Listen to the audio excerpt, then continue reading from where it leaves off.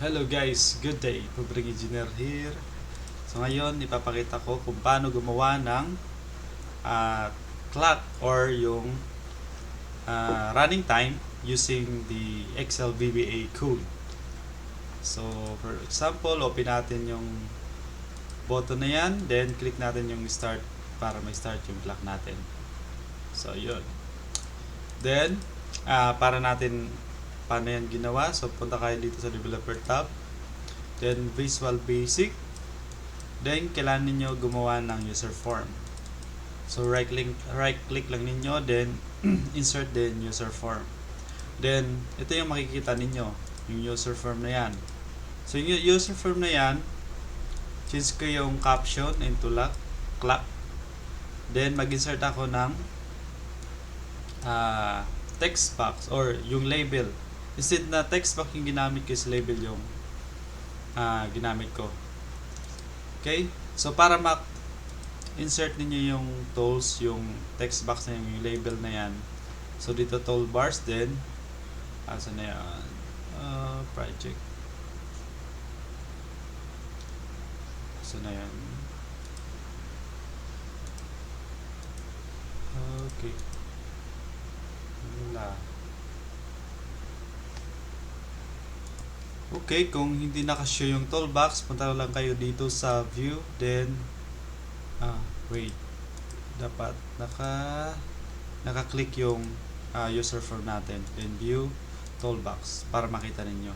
Then select ninyo to, yung A na yan, para makapag-draw ng ito, ng label.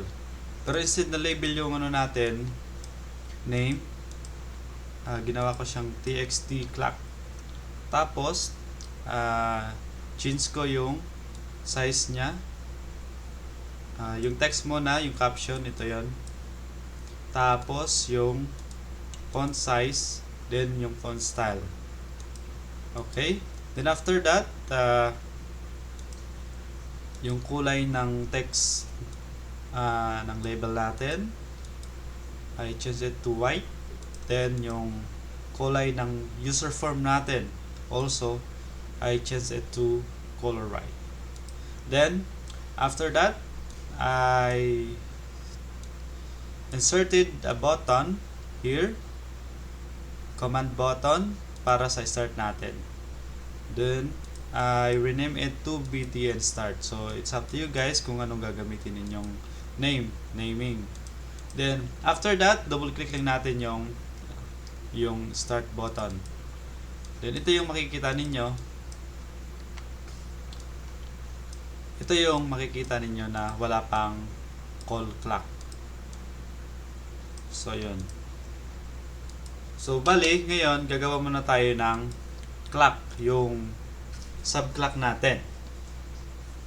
So private sub clock, ito yung name natin. Then mag-set ako ng variable as x, as boolean siya. Then x is equals to false, then do. So bali mag-ano tayo ng loop dito. Then ito yung condition natin, if x is equals to true, then i-exit niya yung sub. Then yung txt clock, na yan, ito yan. Ito yon, yung name na yan. I-call daw siya sa format. Ito yung format natin. Then of course, click lang na input lang natin yung do events, then baba niyan is loop. Iluloop lang natin din end sub. Then after that, i-call lang natin yung clock na ginawa natin. So yung BTN start na yan, which is ito yan, call lang natin yan, then tapos na. Then tapos na tayo sa user form. So paano naman tayo gagawa ng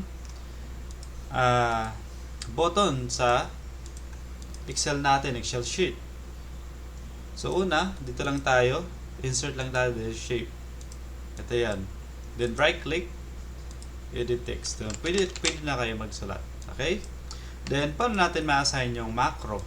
So una, dapat gawa mo tayo ng macro. Ulit, balik tayo sa developer tab, Visual Basic, then right click, insert and module. So ito na yung makikita ninyo. Then double click, ito yung makikita ninyong actually wala pa yan eh. So tayo yung gagawa. So sub ito yung ginawa ko is clock. Then why yung kalimutan niya yung underscores, click, then open and close parenthesis. That signifies the command of the button. Command button. Okay? Then once mag-type kayo nito, for example, kapag mag-sub, sabi natin time, then click, pag i-enter ko yun, automatically magkakaroon ng end sub. Okay? Then, of course, i-show ko yung user form. Ito, yung user form na yan. Then, kapag nakagawa na tayo ng macro, right-click lang natin ito yung button, assign macro, tapos yung ginawa natin, yung clock. Then, okay.